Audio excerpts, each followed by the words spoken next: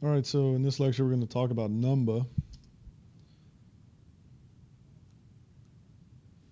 Numba is what's called a just-in-time compiler for Python. That means normally when you have a coding language that's compiled like C or Fortran or a language like that, the compilation is done ahead of time or a priori. The code is written and you compile it into assembly with something called a compiler. And then you execute that code. And so then every time you want to make changes to the code, you have to go through that process of recompilation and other things. In a just-in-time compiler like Numba, basically at runtime or when the code is executed itself, specific parts of the code that you tell the compiler with some commands that we'll talk about in a second will then be compiled into machine code that can be executed much faster. And so in Python, this is really most useful for highly mathematical operations, especially those involving for loops. Numba is compatible with NumPy. It's compatible with parts of SciPy for speeding up linear algebra operations and other things. So the best way to learn it is to look at a couple examples. Sorry, let's go here. So you have to always import a decorator function. The first one we'll talk about is JIT. Again, just stands for just in time. So from Numba, import JIT.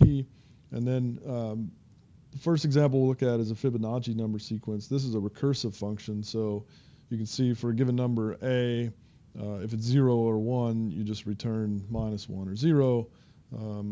If it's 2 or 3, then you return 1. Otherwise, you recursively call the function. And so these are quite slow functions, particularly in Python, because you're recursively calling them. But we can speed them up using the Numba module. So in order to do that, you see that here all we've done is taken the same exact function. The only thing we've changed is the name. We just added this Numba to the end of the name, and then we've wrapped it with this decorator. So we say add JIT, and when we use the option no Python equals true. We'll talk about what that is in a second. But then we can use the timeit module to actually investigate the difference in timings of these codes, of these functions. So if we run the standard Fibonacci sequence there for the number 10, you can see the timeit module, what it does if you haven't used it before, is it makes several runs and then takes kind of an average of the run. So in this case, you can see that the average time was 13.1 microseconds and a standard deviation of 1.1 microseconds.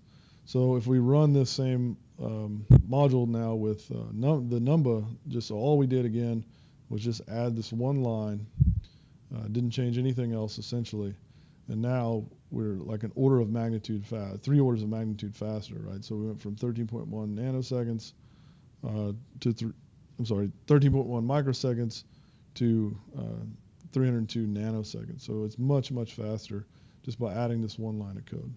Right?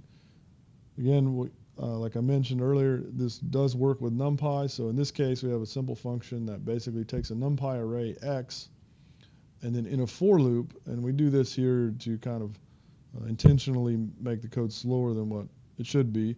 So in a for loop, we just sum up all the items, right? So whatever's in the loop, we'll sum them all up, and then in the final step, just to show like a NumPy broadcasting array operation, we'll just take that multiple and multiply it by the original array itself, right? So again, this variable sum multiple after it goes through this loop will basically just be the total of the array, right? So it's summing up everything in the array, and then the last thing we'll do is multiply that sum by the array itself through this NumPy broadcasting operation. So in the first case, we're not using Numba. In the second case, it's the same function. We've only added this one line here. And so then to call this function, we'll initialize a NumPy array, and then we'll look at both timings here. So in the first step, we have 104 microseconds. This is the standard Python implementation. Again, anytime you use a standard for loop in Python, it's going to be slow. You'd always try to you'd want to use NumPy itself to do the summation here, but if you had something more complicated that perhaps you couldn't do that, and the only option was to use a for loop, then the next step might be to investigate using Numba to speed it up. So again, there you have a couple of orders of magnitude difference there. So 104 microseconds to 905 nanoseconds. Okay. So what the no Python mode means is basically if we set it to true and Numba compilation fails, if it's not set to true. So in other words, if you don't set it to true explicitly or you set it to false, and for some reason Numba could not compile, it would fall back into plain Python where it could. That doesn't mean that the whole function that you wrapped would not be compiled, but in the parts where it was not able to do the Numba compilation, those would be left as plain Python. It's kind of recommended to never do this. I mean, there would be a very special use case. It's really recommended to always use no Python equals to true. And if the Numba compilation fails, hopefully it'll give you some indication of why it fails, and you can maybe modify your code to do that. If you just leave it into this kind of fallback Python mode, it may turn out that you don't get a lot of speed up from running it. So it's my recommendation to always use no Python equal to true. And there is actually another shortcut for the decorator that instead of using just the JIT decorator, if we use the NJIT, so N just stands for no Python equals true, okay? So it's just shorthand for that. There are some other things you can do, like there's some other options, for example, parallel equals to true. And in this case, we're going to explicitly use a function called prange. And so what this is going to do, this is our same kind of total times array loop, where instead of we've replaced range with prange, which comes from the Numba module, which is going to take this loop and it's going to parallelize it. And so, it's not completely parallelizable, it is completely parallelizable, but it's not embarrassingly parallel because there is a reduction operation that's happening. So understand that this is going to be like thread parallelism, so it's going to be shared memory parallel. The array X essentially will be split up into as many threads as are available. The sum operation will be conducted on those threads, and then ultimately at the end, all of those sums will be added up together in a reduce operation. And what's important to note here is that you don't just automatically get a major speed up by making your code parallel. If you remember from the previous example where we're borrowing the array X from, there was only 1,000 elements in the array X.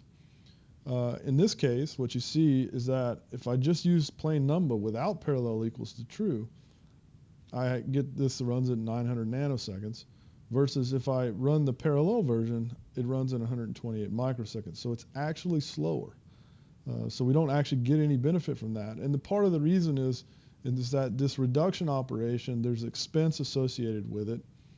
And in this case, the array is not big enough such that the expense of this reduction operation doesn't overcome the benefit of having multiple threads.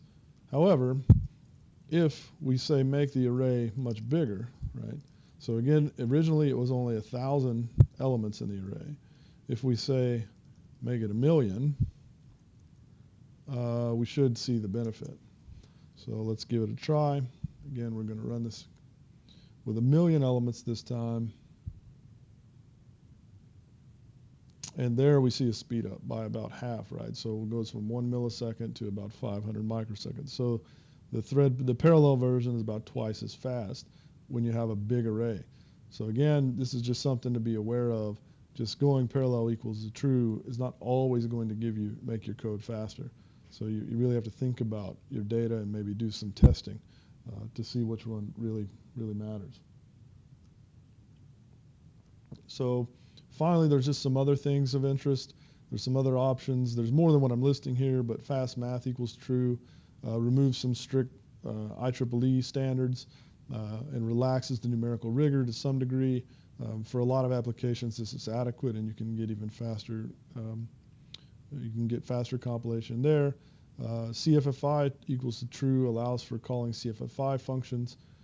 If you don't know what CFFI is, then you can refer to my other videos on CFFI there and get some information about what that is. It can be useful. So you can use CFFI compiled functions from C or whatever, and then also speed up. They can be called from within the compiler. There's also some NVIDIA CUDA support so that you can write Python kernels that run on GPUs, and then Numba will handle the offloading and other things like that.